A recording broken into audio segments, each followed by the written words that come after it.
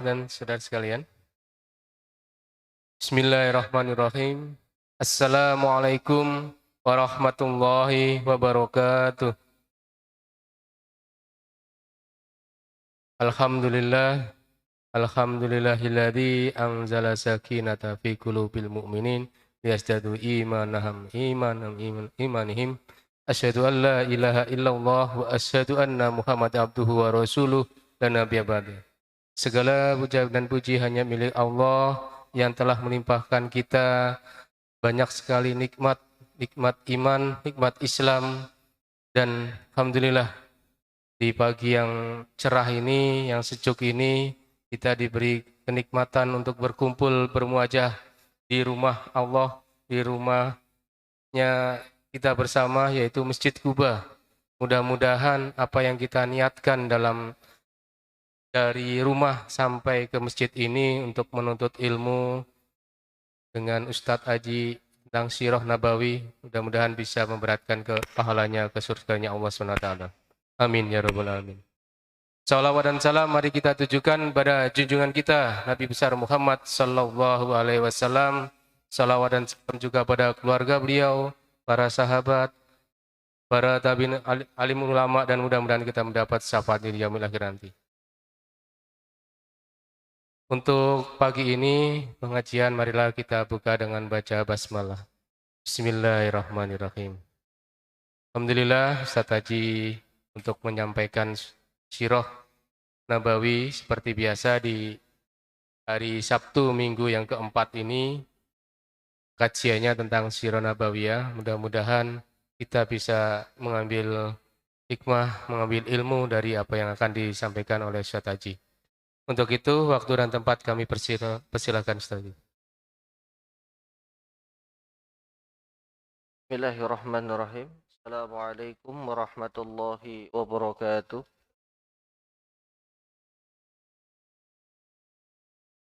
Asbahna wa asbahal mulku lillah walhamdulillah la ilaha illallah wahdahu la syarika lah. Lahul mulku wa lahul hamdu wa huwa ala kulli syai'in qadir. Asbahna ala fitratil Islam wa kalimatil ikhlas wa ala dini nabiyyina Muhammadin sallallahu alaihi wasallam wa ala millati abina Ibrahim hanifa wa ma kana minal musyrikin. Allahumma inna nas'aluka ilman nafi'an wa rizqan tayyiban wa amalan mutaqabbala. Allahumma inna na'udzubika min an nusyrika bika syai'an na'lamuh wa nastaghfiruka lima la na'lamuh. Amin ya rabbal alamin. Bapak Ibu jamaah salat subuh yang semoga dimuliakan Allah. Alhamdulillah, puji syukur senantiasa kita haturkan kehadirat Allah Subhanahu wa taala atas segala karunia dan limpahan yang telah Allah berikan kepada kita. Salah satunya adalah nikmat sehat dan nikmatul istiqomah yang sampai pagi hari ini Allah masih memberikan kepada kita, sehingga setiap langkah yang kita ayunkan menuju rumah Allah ini begitu ringan. Karena berapa banyak orang yang kemudian Allah berikan rasa berat dalam setiap melakukan ketaatan dan juga amal soleh. Tapi kita diberikan oleh Allah kemudahan, kita diberikan oleh Allah keringanan langkah, dibangunkan lebih awal, dan kemudian kemudahan-kemudahan yang lainnya, sampailah pada titik di mana kita bisa melakukan satu bentuk amal soleh, ketaatan, dan ibadah di jalannya. Dan itu dalam durasi waktu yang cukup lama sampai hari ini. Tentunya kita juga bermohon kepada Allah, meminta kepadanya agar hari-hari yang penuh dengan kebaikan dan amal soleh ini selalu Allah berikan kepada kita sampai kelak umur kita berpisah sampai kelak ruh kita berpisah dengan jasad kita ini. Karena jamaah yang dimuliakan Allah, tidak ada satupun yang bisa menjamin dan memberikan garansi bahwa ketika hari ini kita melakukan ketaatan, bahwa pada hari ini kita bertabur kebaikan, sampai nanti kelak menjelang ruh kita berpisah dengan jasad, itu masih Allah berikan kesempatan untuk melakukan kebaikan. Tidak ada yang bisa menjamin itu. Karena sekali para sahabat pun Allah uji keistiqomahannya, Allah uji itibaknya, sehingga kemudian kita menemukan fakta sejarah bahwa ada di antara orang-orang yang dulu mengikuti Nabi Shallallahu Alaihi Wasallam, jumlahnya memang tidak banyak, tapi ini kemudian menjadi catatan dan kemudian menjadi perhatian buat kita bahwa tidak ada seorang pun yang menjamin hari ini kita masih melakukan ketaatan, besok lusa seminggu atau mungkin 10 tahun lagi keadaan yang sama akan kita dapatkan. Ada seorang yang bernama Rojal bin Unfuah. Ini adalah salah satu sahabat Nabi. Sholat subuhnya makmum di belakang Nabi. Sholat duhurnya makmum di belakang Nabi. Menyaksikan Quran itu turun pertama kali dan dibacakan lewat lesan Nabi. Kalau Ramadan buka puasanya dengan Nabi. Tarawihnya juga dengan Nabi. Sholat id bermakmum di belakang Nabi. Orang mengira Rojal bin Unfuah ini karena hidup bertabur dengan kebaikan juga kemudian nanti akan meninggal dalam keadaan yang baik. Tapi siapa sangka, tidak ada yang tahu jamaah yang dimuliakan Allah.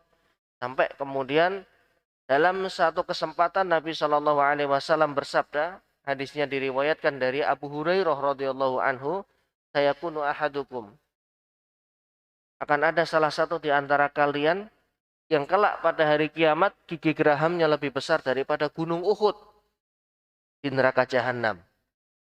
Itu disabdakan oleh beliau di hadapan para sahabat. Jumlahnya di bilangan 10 sampai 15 orang. Apa enggak takut, apa enggak khawatir itu? Kita saja kalau mungkin habis ada acara olahraga bersama bulu tangkis 5 orang atau 6 orang, kemudian salah satu dari yang main bulu tangkis ini qadarullah terpapar COVID aja takutnya luar biasa. Waduh, Pak ini sudah terkonfirmasi COVID nih, berarti harus isolasi mandiri. Itu nunggu hasil PCR itu kayak nunggu apa ya? Dak-dikduk begitu. Padahal baru COVID. Artinya COVID itu tidak sampai memvonis seseorang nanti di akhiratnya seperti apa, tidak.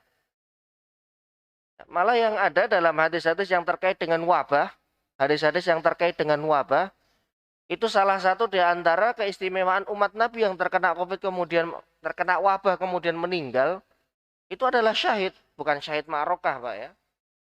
Syahid pahalanya. Lah ini disabdakan di hadapan para sahabat, urusannya sudah bukan lagi urusan satu wabah atau penyakit, tapi urusan dunia dan akhirat. Akan ada salah satu di antara kalian yang nanti pada hari kiamat gigi gerahamnya lebih besar daripada gunung Uhud. Ketakutan para sahabat, bagaimana tidak, yang mengucap ini bukan sembarang orang. Yang mengucap ini adalah seseorang yang qauluhu, ucapannya itu adalah hukum. Ucapannya hukum, kemudian mendapatkan wahyu dan beliau tidak pernah berdusta sama sekali. Pada akhirnya satu persatu kemudian berguguran meninggal dunia dalam keadaan husnul khotimah, dalam keadaan baik, dalam keadaan sebagai juru dakwah, ada yang gugur fisabilillah syahid, hingga kemudian Rasulullah Shallallahu Alaihi Wasallam berpulang pada bulan Rabiul Awal tanggal 12 tahun 11 Hijriah. Dan apa yang beliau sampaikan ini belum terjadi. Jamaah yang dimuliakan Allah, ketika Rasulullah wafat, dari beberapa orang yang hadir di majelis itu hanya menyisakan 2 orang saja. Salah satu orang itu adalah yang meriwayatkan hadis ini, yaitu Abu Hurairah radhiyallahu anhu. Ketakutan Abu Hurairah, khawatir jangan-jangan saya. Dan ini sikap seorang muslim. Tidak merasa aman dengan amal soleh yang dia lakukan. Bahwa ketika saya melakukan kebaikan ini, wah saya mesti masuk surga. Tidak, jamaah yang dimuliakan Allah. Sekali berabu Hurairah saja, Ahlul Badr, Ahlul Uhud, apalagi Ahzab juga beliau ikut. Bayatul Ridwan juga beliau ada. Bukan Bayat Aqobah. Ya, Bayat Aqobah itu sebelum hijrah. Bayatul Ridwan. Fathu Mekah beliau juga hadir. Bahkan Haji Wada beliau ikut. Dan beliau adalah salah satu-satunya sahabat yang paling banyak meriwayatkan hadis dari Nabi. Tapi tidak merasa aman. Insya Allah bukan saya lah. Insya Allah bukan saya lah. Nggak mungkin lah sekali bersaya Abu Hurairah. Nggak. Khawatir beliau. Karena sikap khawatir dan sikap rasa takut ini kemudian membuang jauh sikap ujub. Sikap bangga diri kita dengan ketaatan yang sudah kita kumpulkan. Bahwa kita adalah orang yang paling banyak melakukan ketaatan. Yang lain di bawah kita. Benih-benih kesombongan itu akan muncul ketika sifat ujub ini kemudian dipelihara. Dan Abu Hurairah tidak ingin melakukan hal tersebut. Pada akhirnya kemudian sabda Nabi ini terjadi beberapa bulan setelah beliau wafat. Dengan munculnya harakatul riddah. Ada gerakan murtad massal di tanah Arab. Setelah ditinggal wafat oleh Nabi Shallallahu Alaihi Wasallam. Dan dua orang yang tersisa dari sabda beliau ini, salah satunya kemudian membelot dan mengikut Nabi palsu. Al-Aswad Al-Unsi. Maka kemudian mereka dipertemukan oleh Allah dalam medan Yamamah. Yang pada saat itu kaum muslimin dipimpin oleh sahabat Abu Bakar As-Siddiq radhiyallahu anhu sebagai khalifatul Rasulillah. Kemudian komandannya yang ditunjuk adalah Khalid ibnul Walid. Untuk menumpas gerakan Nabi palsu ini. Dan kemudian Allah subhanahu wa ta'ala menghancurkan pasukan mereka. Dan Rajal bin Unfuah ini tewas sebagai seorang murtad yang mengikuti Nabi palsu. Maka benarlah apa yang disampaikan oleh Nabi SAW. Akhir hidup kita, akhir hidup dari perjalanan seorang manusia tidak ada yang tahu. Kecuali Allah subhanahu wa ta'ala. Allah yang telah menulis takdir mereka. Allah juga yang menetapkan. Dan catatan kita detailnya seperti apa. Cuman Allah yang tahu. Kita hanya mampu berharap. Meminta, berdoa. Memohon kepadanya. Agar sebagaimana kita diberikan oleh Allah usia. Dalam keadaan yang baik. Mengisi hari-hari kita dengan kebaikan. Dan kemudian di akhir dari ujung usia kita. Allah juga mewafatkan kita dalam keadaan baik, dalam keadaan melakukan ketaatan, dalam keadaan melakukan amal soleh. Semoga kita dijaga oleh Allah dari aktivitas kebaikan kita dan dihindarkan dari aktivitas-aktivitas dosa dan juga maksiat, sehingga bekal inilah kelak yang akan kita bawa ketika kita berjumpa dengan Rabb kita Jalla Jalaluh. Salawat serta salam semoga senantiasa tercurah kepada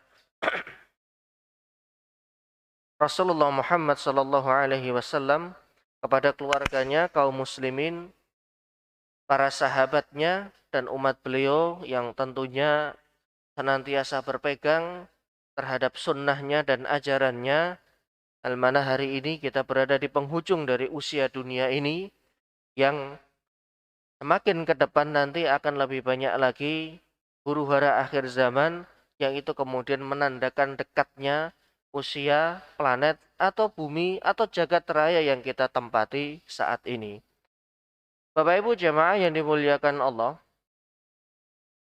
pembahasan kita mengenai sirah nabawiyah telah sampai pada pembahasan Bai'at Aqobah yang pertama dan Bai'at Aqobah yang kedua.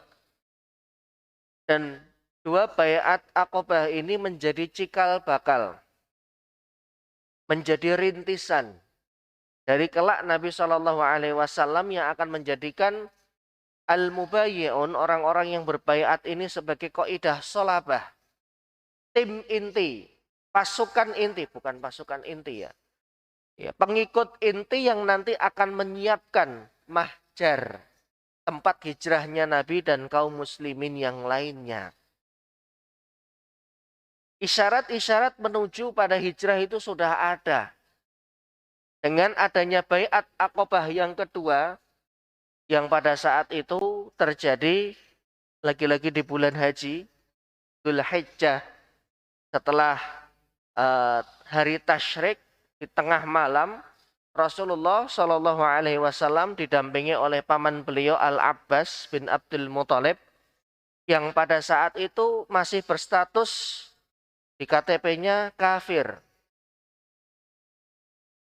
belum beriman, belum masuk Islam, tapi mendampingi.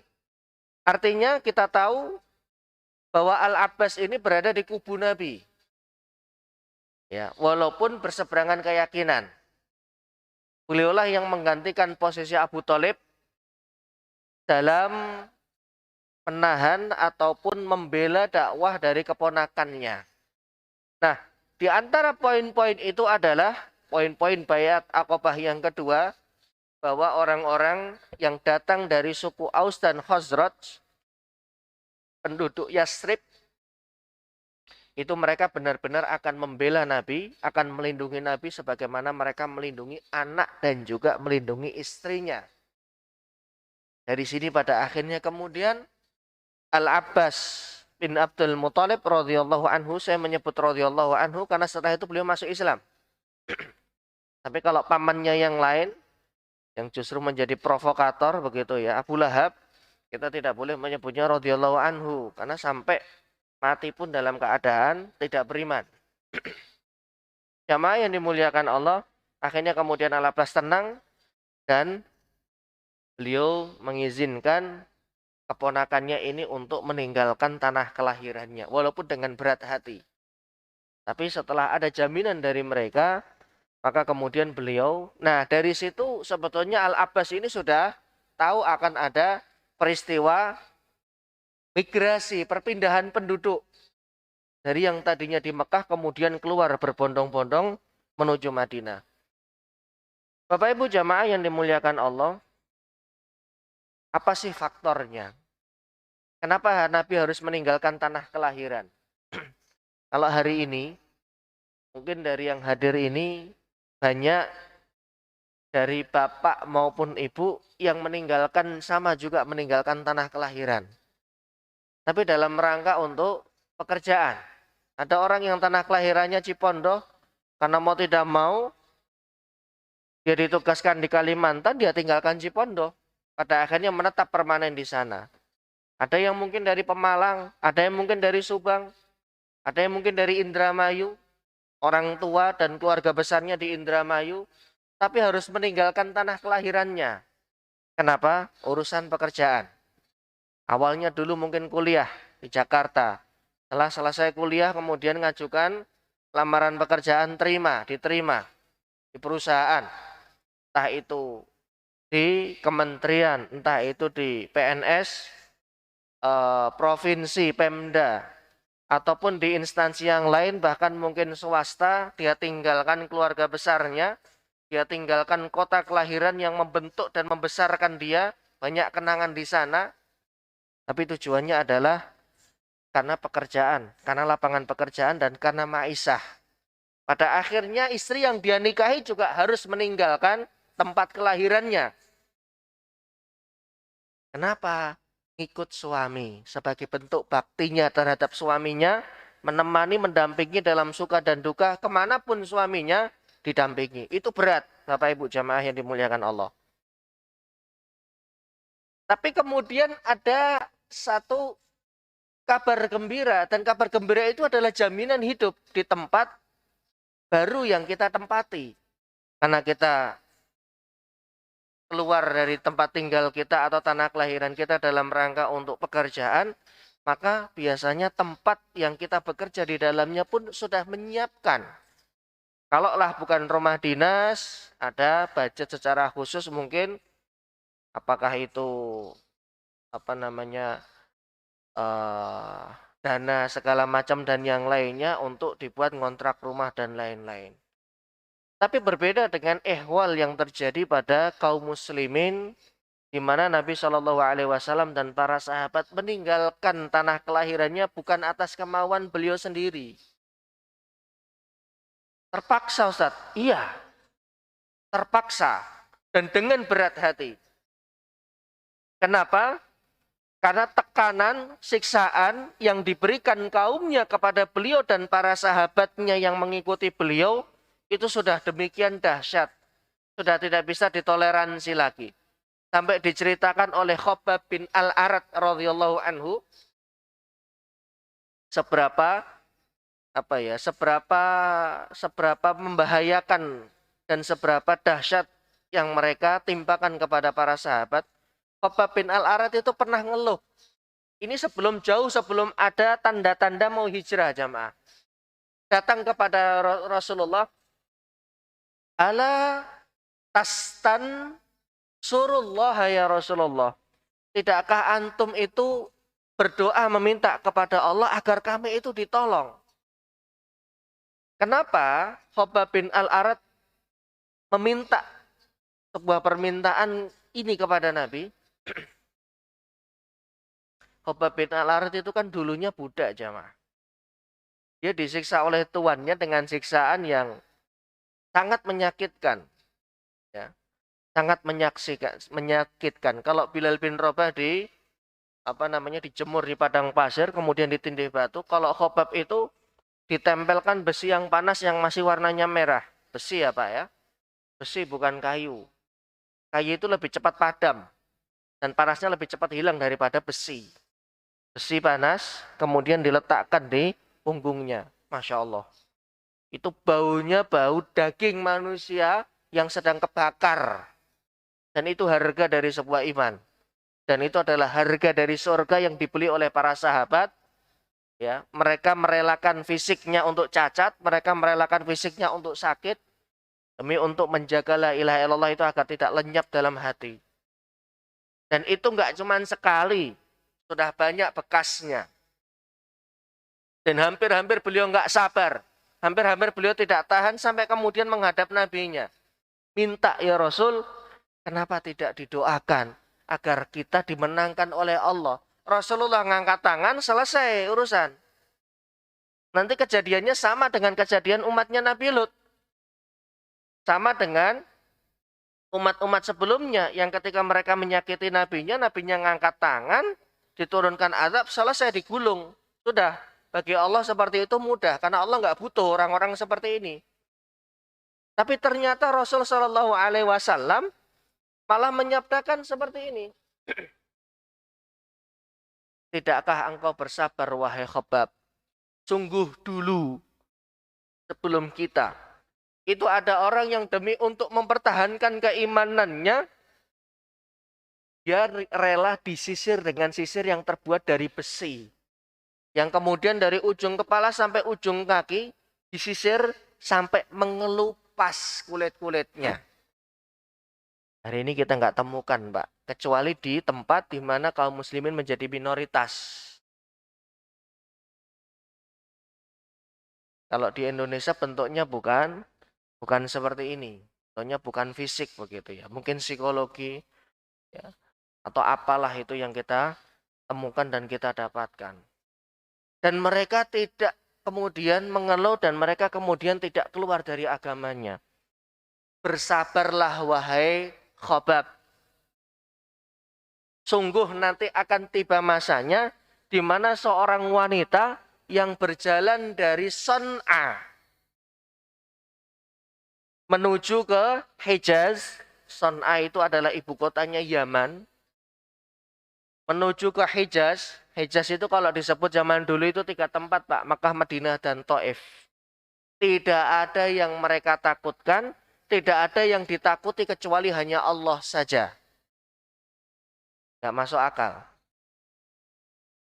Hari ini kaum muslimin sedang dalam keadaan ditindas. Tapi Nabi menyabdakan akan tiba masanya nanti seorang wanita. Karena dalam perjalanan dari Son'a menuju Hijaz. Itu di tengah jalan banyak begal, banyak rampok. Kok bisa Nabi memberikan jaminan bahwa mereka akan berjalan dalam keadaan aman, tenang, tidak ada yang mereka takuti kecuali Allah. Dia nggak takut begal, dia nggak takut apapun, hanya Allah yang ditakuti. Nggak masuk akal pada saat itu. Tapi karena ini yang menyebut dan yang mengucap adalah Nabi, pasti terjadi. Pada akhirnya kemudian Khabbab bin Al-Arat radhiyallahu anhu menerima keadaan tersebut dan kemudian beliau bersabar. Dan itu belum ada sama sekali bayangan untuk hijrah. Gak ada terbetik di kepala Nabi maupun para sahabat kita akan kemudian tinggalkan tanah kelahiran kita. Gak ada. Setelah gugurnya Alu Yasir. Ya, keluarganya Yasir karena mendapatkan siksaan yang pedih dan berat, ditinggal seorang diri putranya yang bernama Ammar bin Yasir radhiyallahu anhu. Jemaah yang dimuliakan Allah, sampai-sampai Bilal bin Rabah radhiyallahu anhu itu doanya jelek. Bilal bin Rabah itu doanya jelek. Beliau mengatakan Allahumma la'an. Ya Allah laknatlah Syaibah bin Rabi'ah, kemudian Utbah bin Rabi'ah, Umayyah bin Khalaf. Karena orang-orang ini sudah melakukan tindak kekejaman yang luar biasa. Ini saking beratnya. Saking beratnya siksaan yang dialami oleh beliau dan para sahabat. Jemaah yang dimuliakan Allah, bahkan seorang yang sangat sabar, lembut hatinya, yang mudah sekali nangis. Beliau adalah ayahanda dari Bunda Aisyah radhiyallahu anha. Itu sudah tidak sabar dan beliau tidak sekali sebagaimana diceritakan oleh Imam Al-Bukhari, hadis yang pertama tadi diriwayatkan oleh Imam Bukhari, yang kedua juga, dan beliau tidak sekali kemudian minta izin kepada Nabi untuk bisa keluar, untuk bisa hijrah. Dan itu diceritakan oleh putri beliau Ibunda Aisyah radhiyallahu anha, istadzana Nabi sallallahu alaihi wasallam Abu Bakrin fil khuruj hina ishtadda alaihin nas. Sahabat Abu Bakar itu berkali-kali minta izin kepada Nabi untuk keluar meninggalkan kota Mekah karena sudah semakin dahsyat gangguan yang ditimpakan kaumnya kepada beliau agar beliau keluar dari agamanya. Kemudian faktor yang berikutnya, faktor yang kedua adalah bahwa sudah ada harapan di tempat yang baru bahwa di sana akan ada orang-orang atau saudara-saudara seiman yang akan menampung mereka dan akan membela mereka. Disiapkan tempat tinggal, disiapkan perbekalan, bahkan mereka siap membackup perekonomian muhajirin pada saat itu. Nah, ini kemudian menjadi alasan terkuat sendiri, ya, sehingga para sahabat kemudian berusaha untuk merealisasikan dari perintah hijrah tersebut. Kemudian alasan yang lain adalah pembesar Quraisy dan sedengkot-sedengkotnya itu sudah mulai tidak percaya kepada Nabi dan mendustakan beliau. Dan ini sangat tidak baik untuk kelangsungan dakwah.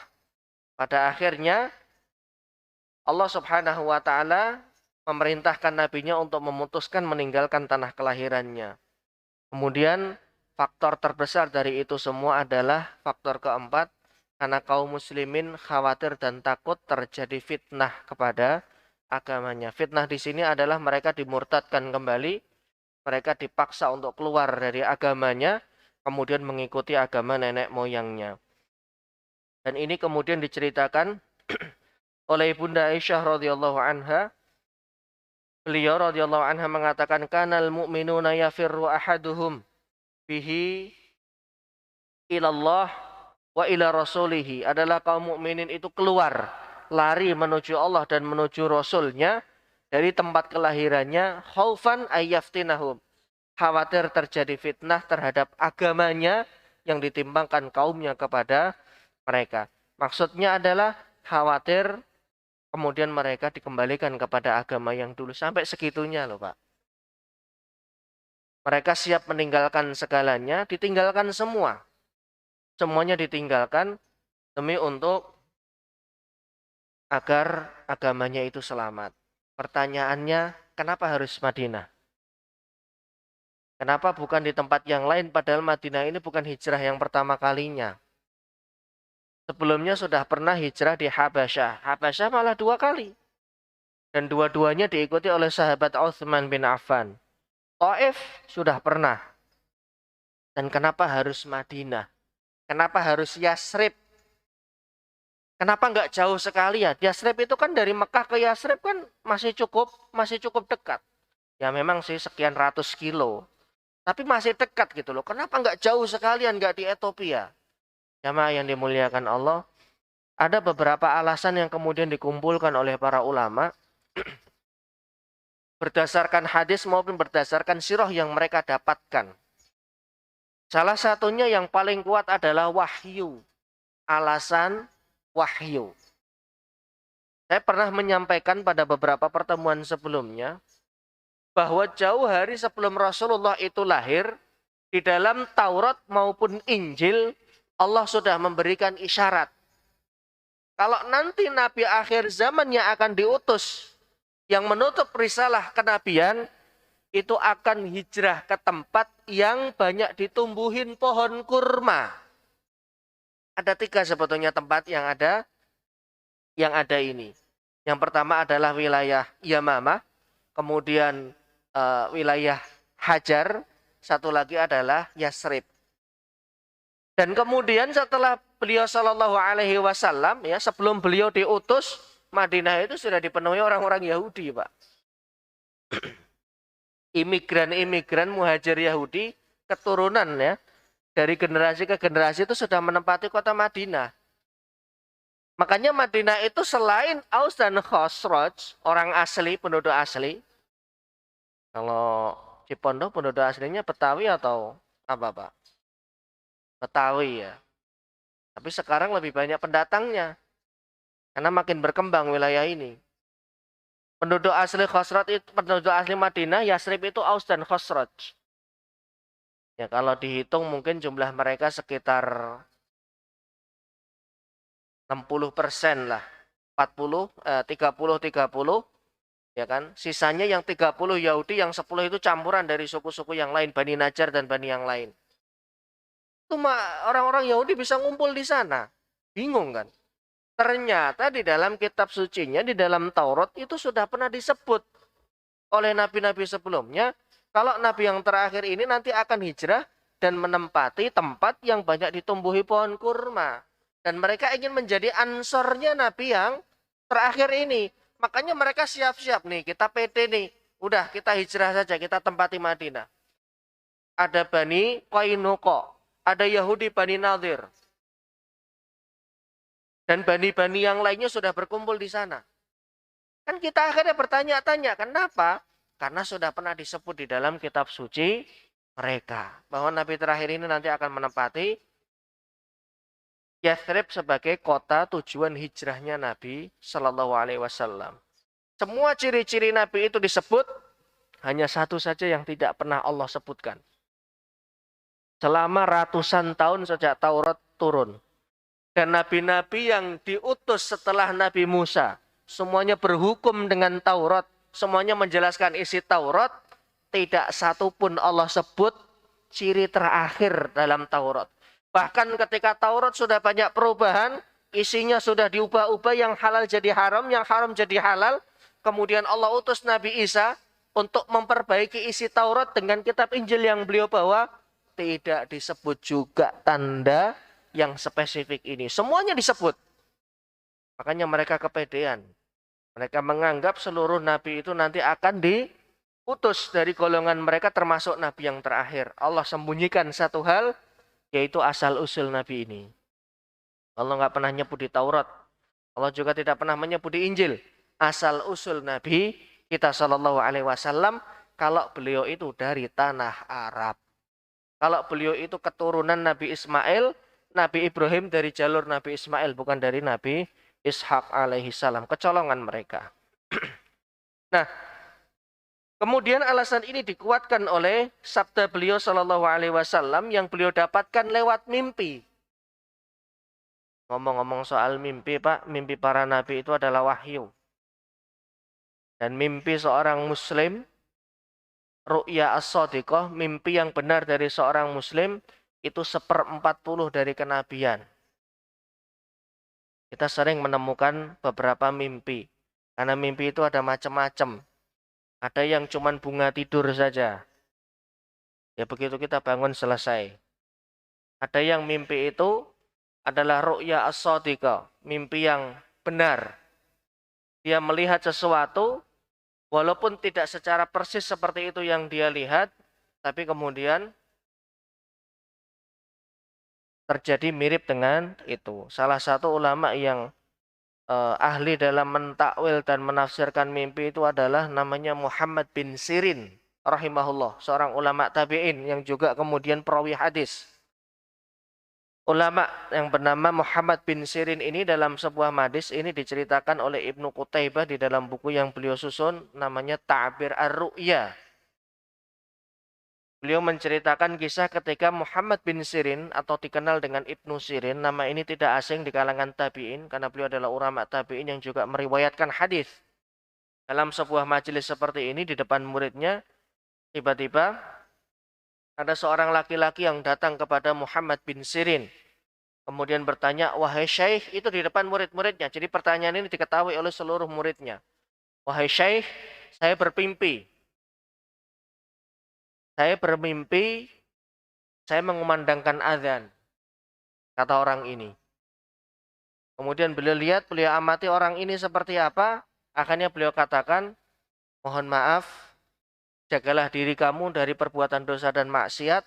Karena dari mimpimu itu, saya melihat bahwa tidak lama kamu akan melakukan sebuah perbuatan yang dilarang, yaitu perbuatan mencuri, yang kemudian membuat kamu mendapatkan hukuman had dengan dipotong tangan.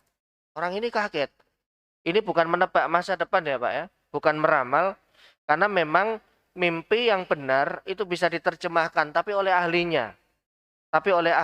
Dan sekarang ini sudah jarang kita temukan. Kalau saya buka biografi Muhammad bin Sirin, kita akan tercengang dan terbelalak. Ini bukan orang biasa.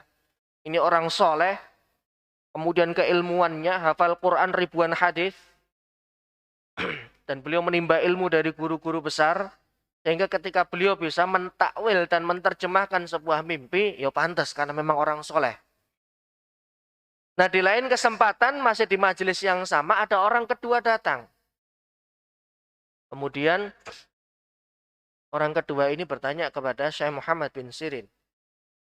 Saya bermimpi saya mengumandangkan azan. Saya bermimpi saya mengumandangkan azan. Kemudian beliau berkata bahwa insya Allah tidak lama lagi kamu akan menunaikan ibadah haji. Kan muridnya bingung. Dua orang nanya dengan pertanyaan yang sama. Dua-duanya mimpi mengumandangkan azan, tapi orang pertama dibilang dia mencuri. Orang yang kedua dibilang dia melakukan atau akan menunaikan ibadah haji. Bingung. Ini gimana sih Syekh? Ini yang salah siapa?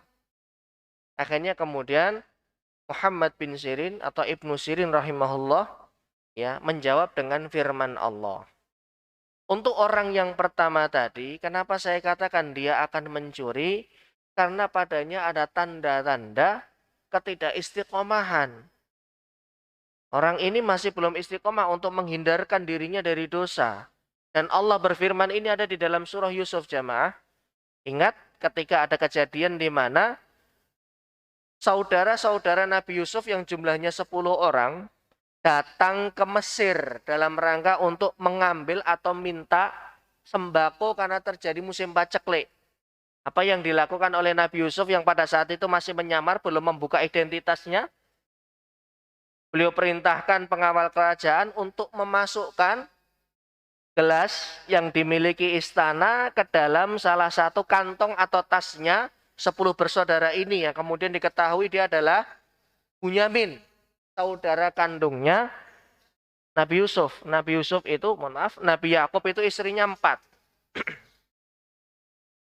Nabi Yakub itu istrinya 4. Dari 4 istri ini punya 11 anak. Nah, 11 anak inilah yang kemudian dikatakan moyangnya Bani Israel. Karena Israel itu adalah namanya Nabi Yakub alaihissalam. Bani, anak keturunan Nabi Yakub. Jumlahnya 11. Dan 11 ini di masa Nabi Yusuf diboyong semuanya ke Mesir. Karena terjadi musim paceklik yang panjang di wilayah Syam. Di wilayah Palestina dan sekitarnya tempat mereka tinggal. Apa yang diteriakkan oleh pengawal? Ayyuhal airu innakum lasarikun. Ketika mereka kemudian akan pulang, sudah membawa bekal, karena mereka menukar ya barang yang mereka punya dengan sembako di wilayah mereka gersang kemarau. Tiba-tiba ketika mereka keluar istana, ada yang berteriak, sebentar rombongan. Ayyuhal airu innakum lasarikun, innakum sarikun. Kalian salah satu rombongan itu ada yang mencuri. Oh, kaget. Majina linufsida fil ard. Loh, kami datang ke sini tuh bukan nyari gara-gara kok. Kami datang ke sini untuk mencari bantuan. Enggak, enggak mungkin itu. Ya sudah. Watafaqada, kemudian dicek satu persatu.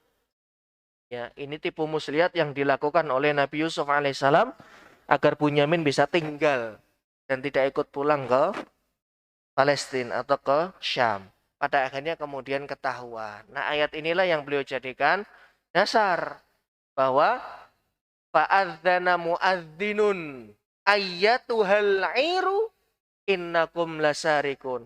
Fa'adzana mu'adzinun, lalu ada seseorang yang mengumandangkan adzan. Maksudnya adzan itu apa, Pak? Menyeru. Siapa? Pengawal kerajaan. Ayyuhal iru, rombongan yang datang dari Syam, yang datang dari Palestina. Innakum lasarikun. Kalian itu mencuri. Nah, kata fa'adzana mu'adzinun inilah yang kemudian beliau ambil karena pada orang penanya yang pertama tadi ada tanda atau ada ciri yang tidak baik. Akhirnya kemudian beliau mengingatkan, hati-hati kalau kamu nggak bisa menjaga diri, akan terjadi perbuatan dosa besar yang kamu lakukan, yaitu mencuri. Dan kejadian benar, kemudian terjadi benar. Beberapa tahun setelahnya, orang ini datang lagi dalam keadaan, ya tangannya sudah kena hukuman had, karena sudah mencapai nisab batasan yang mau tidak mau harus ditegakkan hukuman had, yaitu potong tangan. Karena pada saat itu, kan Umayyah ya, dinasti Umayyah yang masih memimpin, karena di masanya Muhammad bin Sirin sudah berganti dinasti Umayyah dari Khulafaur Rasyidin. Kemudian orang yang kedua yang datang kepada beliau, muridnya bertanya, oh jadi yang pertama begitu ya? Iya. Nah, terus yang kedua, orang yang kedua, kenapa dibedakan? Kenapa kemudian antum mengatakan dia melakukan ibadah haji? Bukankah Allah berfirman, ayatnya gimana Pak? Wa'adzin finnas ya'tuka rijalan wa ala kulli dhamirin ya'tina min kulli fajjin amiq. Ini ayat yang berkaitan dengan haji. Wa'adzin, dan adzankanlah. Maksudnya adalah serukanlah kepada orang-orang. Ya'tuka, akan datang berbondong-bondong kepadamu di tempat ini. Maksudnya di tempat ini adalah Baitullah Al-Haram. Orang-orang itu akan datang berbondong-bondong ke sini dalam rangka melakukan ibadah manasik haji. Mereka datang mingkul lifajin amik, dari wilayah-wilayah penjuru dan wilayah-wilayah pedalaman. Dari situ kemudian muridnya memahami dan mengetahui bahwa ternyata dua penanya itu berbeda padahal kasusnya adalah sama. Sebetulnya yang mirip dengan ini juga pernah terjadi. Tapi kejadiannya pada Imam Asy-Syafi'i rahimahullah. Ya, kejadiannya pada Imam Syafi'i yang ditanya oleh dua orang dalam satu majelis dengan pertanyaan yang sama, tapi beliau memberikan jawaban yang berbeda. Orang bertanya datang di majelisnya Imam Syafi'i kemudian bertanya, wahai Syekh, halaktu waqa'tu ala imra'ati wa ana asumu Ramadan. Celaka saya melakukan hubungan suami istri di siang hari di bulan Ramadan, kata orang ini. Maka kemudian beliau memberikan fatwa, apa yang harus saya lakukan? Maksudnya kafaratnya apa? Puasa 2 bulan berturut-turut. Tayyib, insya Allah, pulang. Di hari yang sama, ada orang kedua datang. Sama, halaktu, laqad waqa'tu ala imra'ati hina hari Ramadan. Celaka saya, Syekh. Saya melakukan hubungan dengan istri saya di siang hari Ramadan. Nah, muridnya ngira ini masih jawabannya sama. Ternyata enggak. Alaika it'amu sittina miskina. Ya udah, kamu kasih makan 60 fakir miskin. Loh, bingung muridnya. Kok jawabannya beda? Kasusnya sama, sama-sama melakukan hubungan, tapi dua orang ini kemudian dijawab dengan jawaban yang berbeda. Konfirmasilah, klarifikasilah ke gurunya. Yang salah siapa? Syekhnya yang salah dengar atau muridnya? Maka kemudian beliau menjawab, orang pertama, kenapa saya berikan fatwa puasa 2 bulan berturut-turut? Orang pertama itu orang kaya. Nah, kalau cuma ngasih makan 60 fakir miskin kecil. Anggaplah nasi padang yang 10.000. 10.000 kali 60. 600.000 kecil buat dia. Parkiran sebulannya aja 1 juta. Agar dia tidak mengulang terus-menerus, makanya saya berikan hukuman yang berat. Karena hadis Nabi berkata seperti itu. Memerdekakan budak, memberi makan fakir miskin, dan kemudian puasa 2 bulan berturut-turut. Makanya beliau berikan jawaban yang berat biar tidak diulang. Mau sebanyak apapun duitmu, kalau puasa 2 bulan berturut-turut, kering-kering juga. Pada orang kedua, kemudian diberikan jawaban bahwa dia harus memberikan fakir miskin, makan fakir miskin sebanyak 60 orang, karena ini orang fakir. Jangankan ngasih 60 orang, ngasih buat keluarga saya aja ngos-ngosan. Nah, makanya nggak usah diulang. Ini seperti itu, memberikan efek jerah. Karena jamaah, terkadang satu pertanyaan yang sama dengan beberapa penanya yang berbeda itu jawabannya berbeda. Kenapa? Melihat situasi dan kondisi pada orang tersebut. Jadi ini terkait dengan mimpi. Kemudian yang ketiga adalah mimpi yang datang dari syaitan. Mimpi yang datang dari syaitan. Seperti apa mimpinya? Tidur, tiba-tiba rep-repan, tindian. Nah, itu dari syaitan. Itu jin, gangguan jin biasanya seperti itu. Atau mimpi, sering mimpi. Kalau mimpi itu kok selalu sering jatuh dari tempat tinggi. Entah dari gedung tinggi, entah dari bukit, tiba-tiba ada yang dorong begitu. Wah. Atau saya kalau mimpi itu kok selalu ya di sekitaran kuburan makam. Saya kalau mimpi itu selalu dikejar-kejar harimau, dikejar anjing, dikejar ular. Itu semuanya mimpi dari syaitan. Nah, itu berarti ada indikasi gangguan jin. Kok Ustadz tahu Ustadz? Ya karena sering orang cerita, kemudian setelah mimpi itu diruqyah. Positif kena gangguan jin. Dari 10 orang yang kayak begitu 10 lah, gimana kita nggak percaya. Jadi ada yang mimpi dari syaitan, ada yang hanya punya bunga tidur saja, ada yang mimpi dari Allah Subhanahu wa taala ru'ya shadiqah. Adapun yang dialami oleh Nabi Shallallahu alaihi wasallam ini adalah ru'ya shadiqah, mimpi yang benar, karena mimpinya para nabi itu semuanya benar. Dan itu kemudian menjadi wahyu, sebagaimana ketika Nabi Ibrahim alaihissalam bermimpi menyembelih putranya. Ya bunayya, inni ara fil manami anni adzbahuka fanzur madza tara. Nabi Ibrahim mengatakan kepada anaknya yang pada saat itu masih sedang tumbuh-tumbuhnya lucu. Nak, bapak itu kok semalam bermimpi, bapak nyembelih kamu. Fanzur madza tara. Gimana menurutmu? Ya abatif al. Ya udah Pak lakuin aja. Karena anaknya tahu bapaknya orang soleh.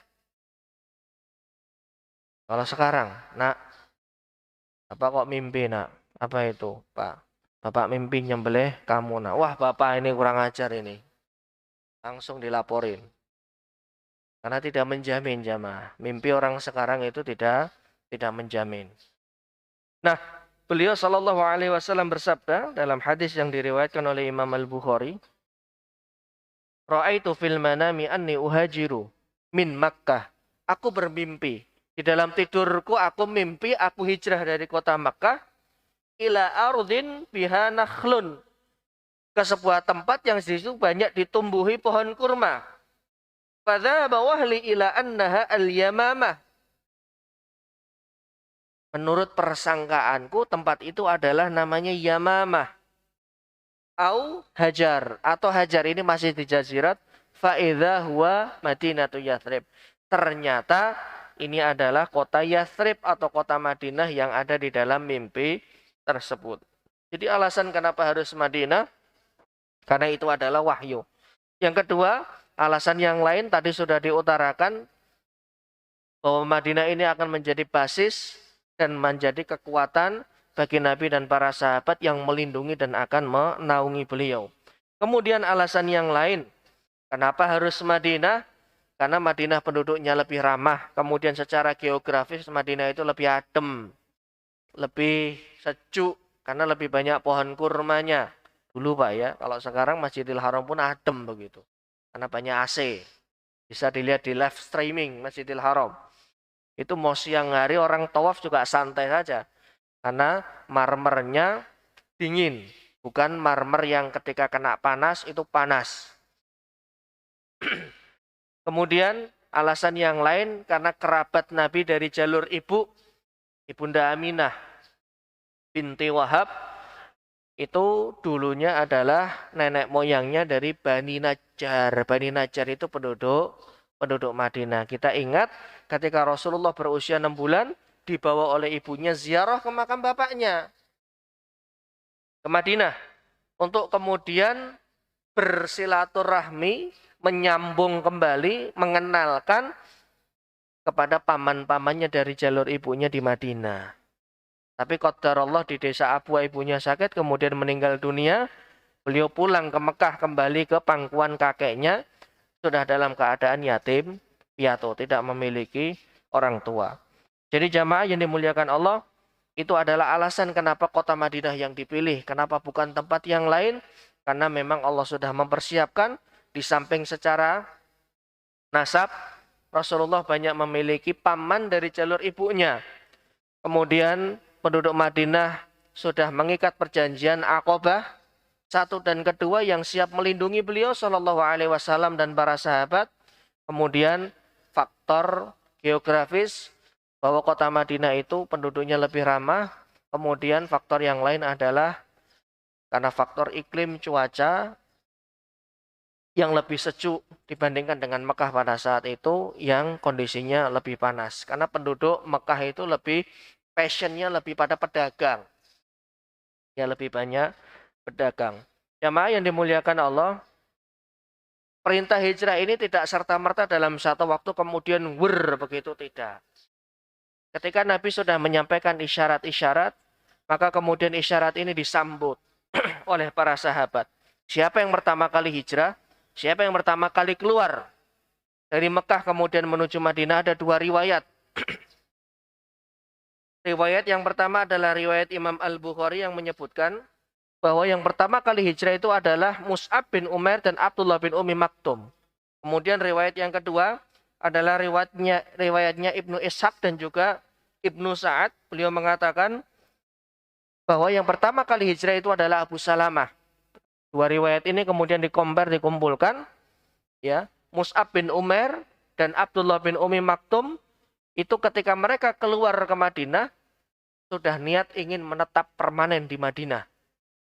Sedangkan Abu Salamah pada saat itu hanya untuk menghindari saja siksaan kaum Quraisy. Ya, jadi beliau inilah adalah al-awail, orang-orang yang as-sabiqun, yang lebih dulu kemudian berhijrah ke Madinah. Sampai kemudian satu persatu mereka keluar. Mereka keluar kemudian mereka tinggalkan kota ini, hingga kemudian ujian pun juga mendera mereka. Karena tidak semudah itu jamaah.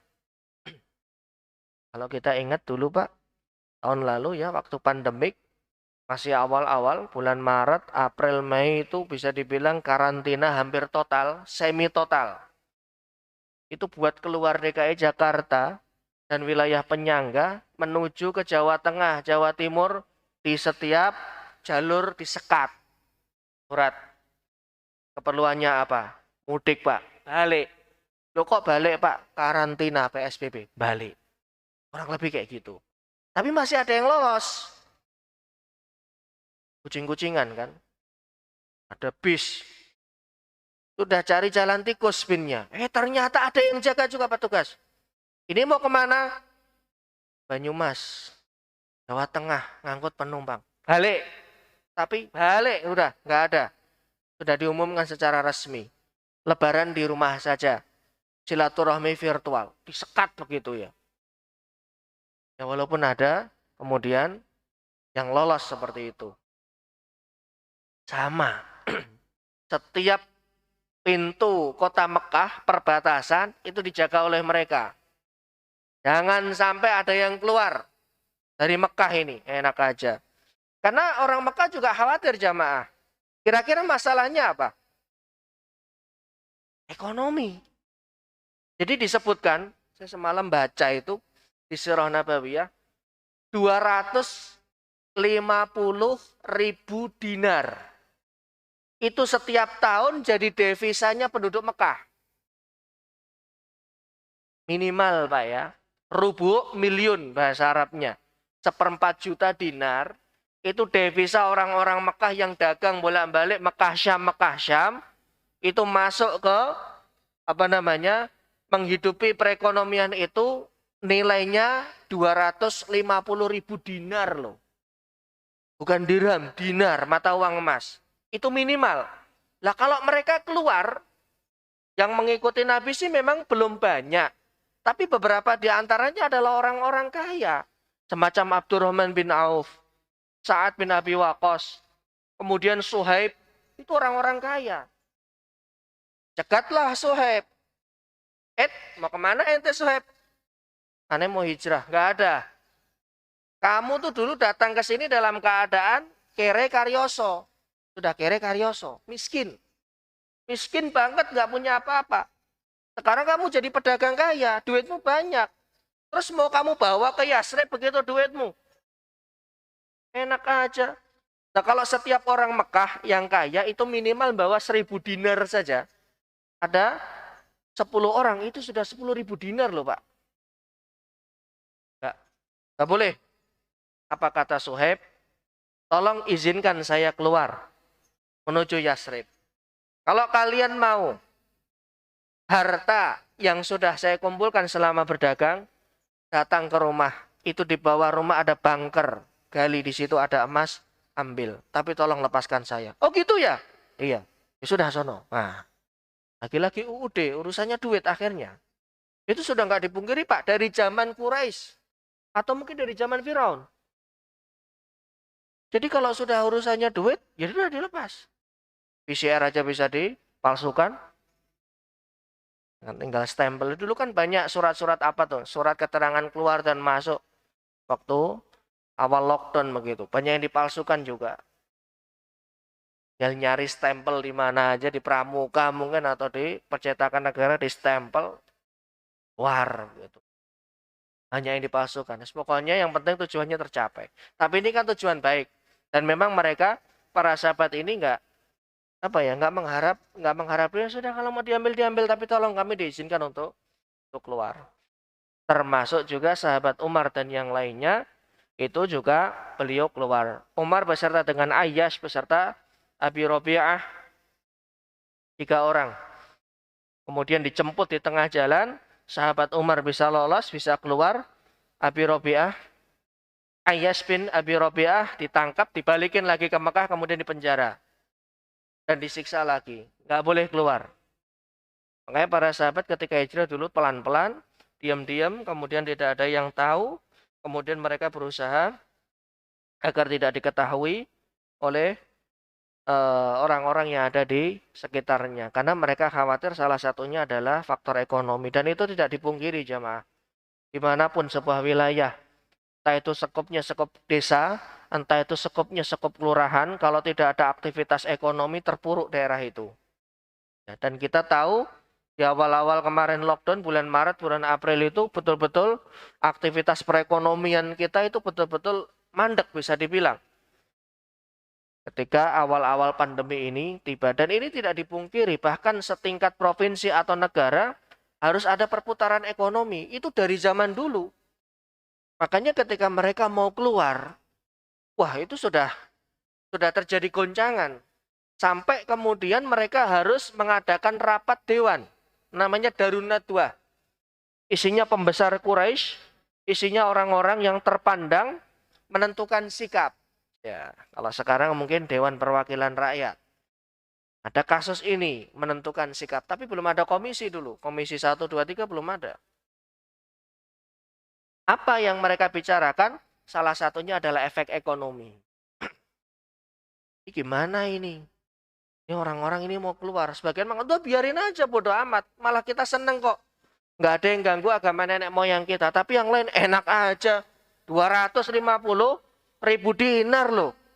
Minimal itu perputaran. Minimal itu kan berarti kalau ditambah dengan Quraisy yang lainnya, Mungkin bisa sekitar 500 atau 800 dinar perputarannya setiap tahun. Berkurang segitu ya, mikir juga. Nanti ekonomi kita bisa jatuh. Terus faktor yang lainnya, dihasut juga oleh iblis karena iblis menyamar. Nanti kalau mereka nyusun kekuatan di sana gimana? Sedangkan Yasrib itu jamaah itu tempat strategis. Semua yang dari Mekah ingin menuju Syam itu melalui jalur Laut Merah itu pasti akan melewati Yasrib, pasti akan melewati Madinah. Beberapa mil wilayahnya itu kemudian melewati Madinah. Makanya Madinah ini strategis. Kalau sampai mereka menyusun kekuatan, maka yang terjadi adalah perekonomian akan kemudian jatuh. Dan itu kemudian menjadi pertimbangan-pertimbangan mereka. Sehingga segala macam upaya kemudian mereka lakukan untuk menghalau gelombang hijrah yang dilakukan oleh Nabi dan juga para sahabat.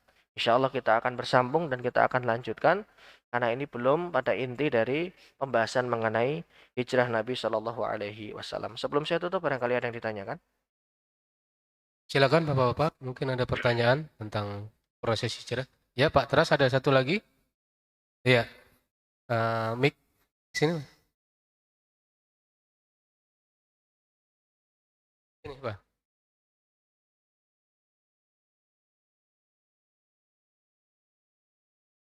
Silakan Pak Teras.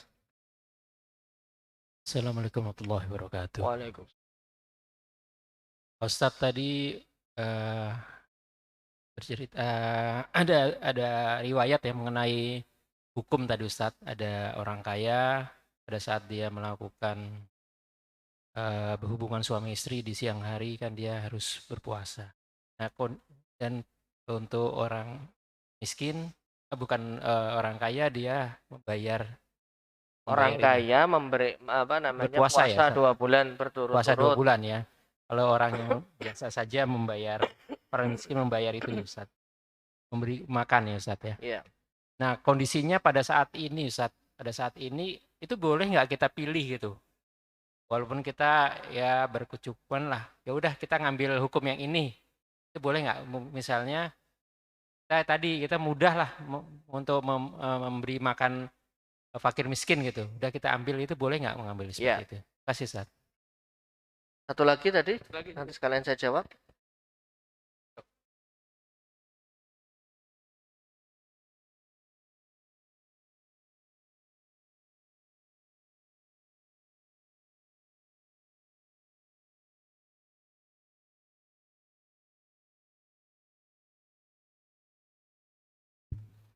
Bismillahirrahmanirrahim. Assalamualaikum warahmatullahi wabarakatuh. Waalaikumsalam.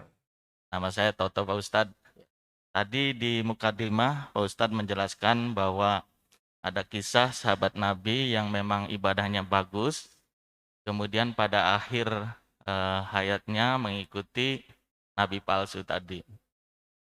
Sehingga Abu Hurairah merasa khawatir. Nah, berkaitan dengan ini, Allah mempunyai sifat tergantung prasangka hambanya. Kemudian kita boleh nggak berprasangka kepada Allah bahwa misalkan gini, saya beribadah dengan harapan saya masuk surga. Nah, kita selalu berprasangka baik kepada Allah. Hingga ini memberi motivasi bahwa nanti ibadah yang kita lakukan ini akan membuat kita masuk surga.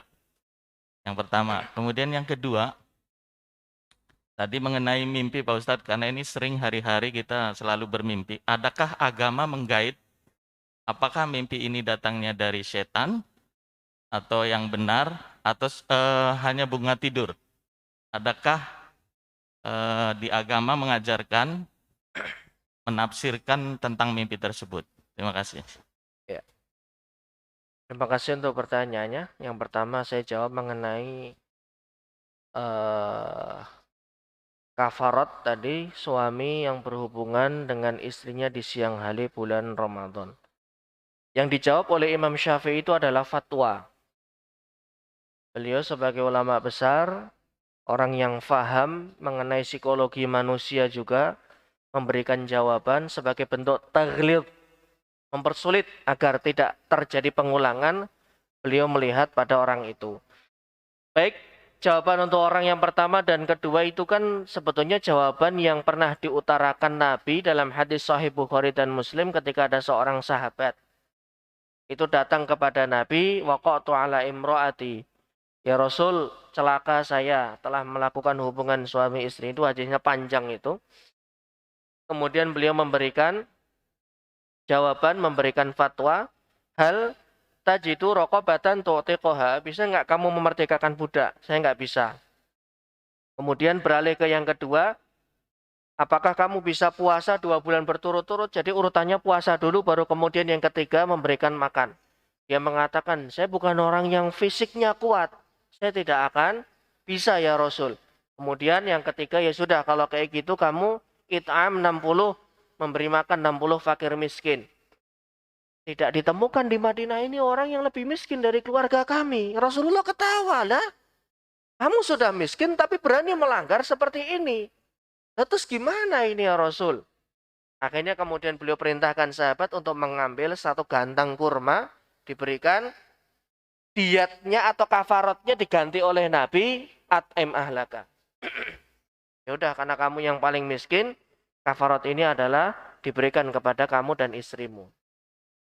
Nah, berdasarkan hadis itu jumhur mengatakan tidak beranjak pada opsi berikutnya sampai opsi yang pertama dan kedua itu bisa ditunaikan terlebih dahulu. Jadi yang pertama itu memerdekakan budak sudah tidak ada.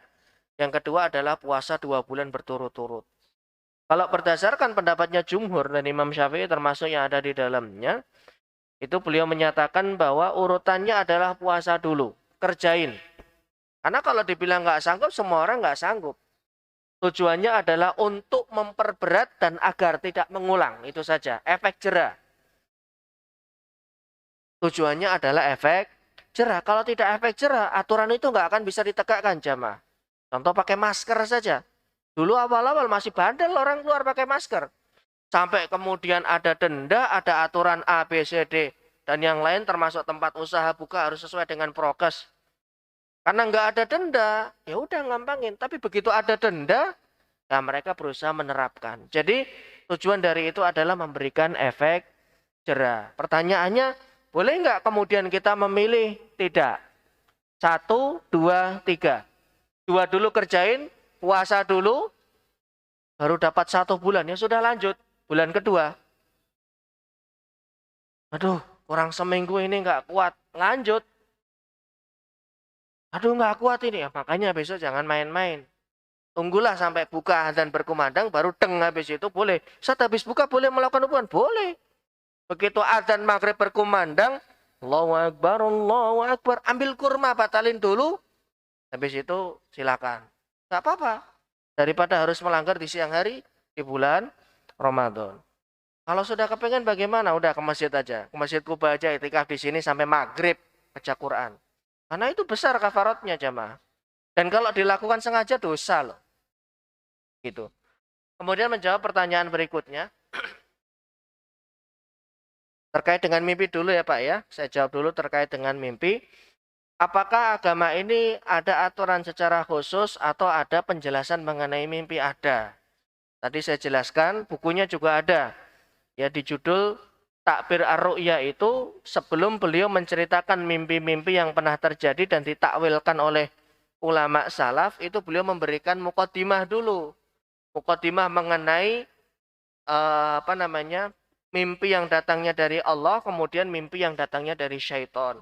Adapun untuk bunga-bunga tidur, di situ tidak dibahas secara rinci, hanya adghatsu ahlam saja. Dan ini Quran menyinggung. Ya, adghatsu ahlam. Mimpi yang sia-sia, maksudnya mimpi yang hanya lewat. Ingat ketika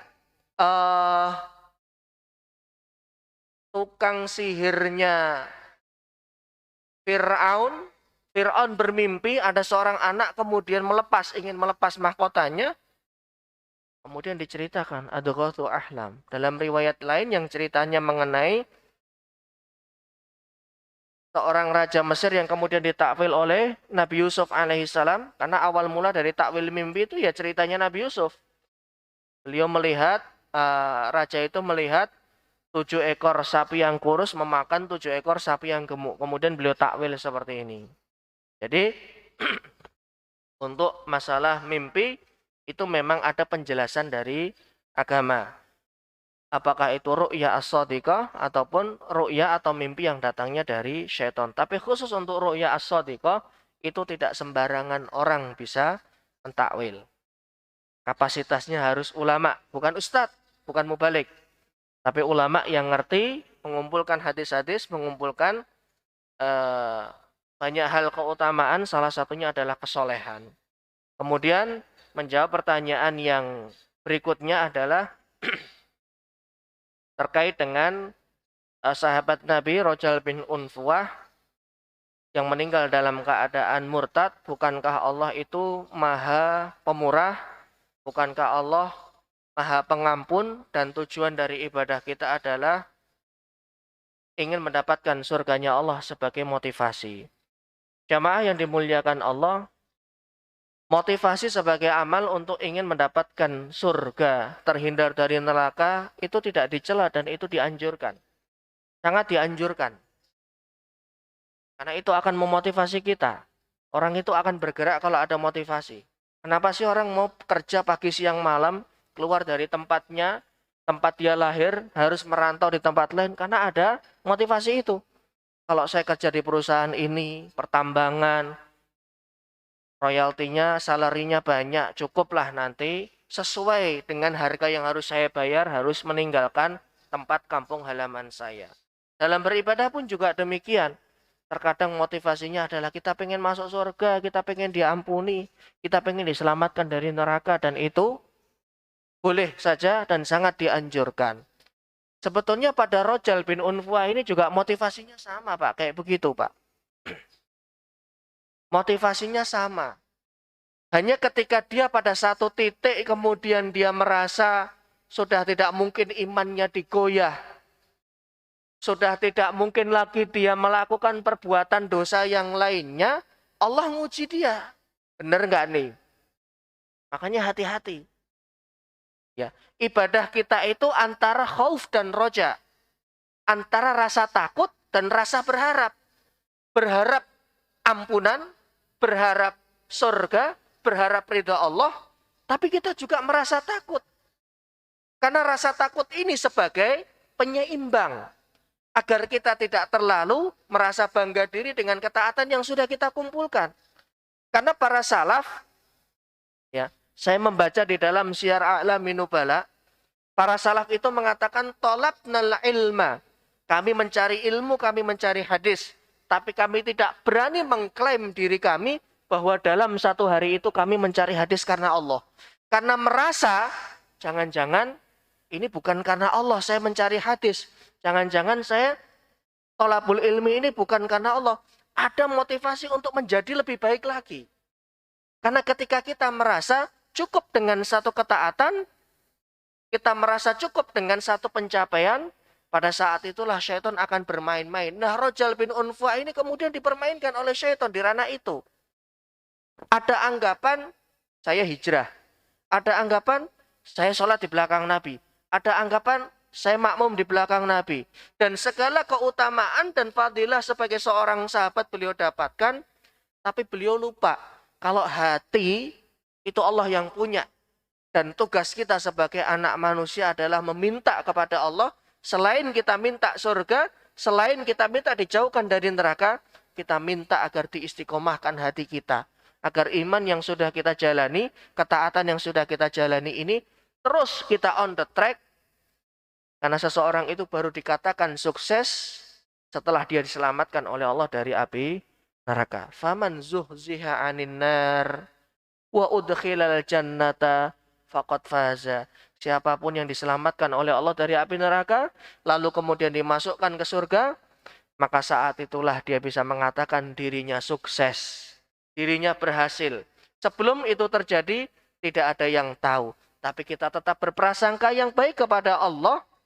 Nah, prasangka yang baik ini namanya roja, tapi di satu sisi sayap yang lain agar seimbang, kita juga merasa takut kepada Allah bahwa apa yang kita jalani hari ini belum tentu nanti sampai meninggal dunia kita akan melakukannya. Dan banyak sebetulnya cerita-cerita yang lain ya mengenai orang di masa dulu maupun orang yang ada di masa sekarang.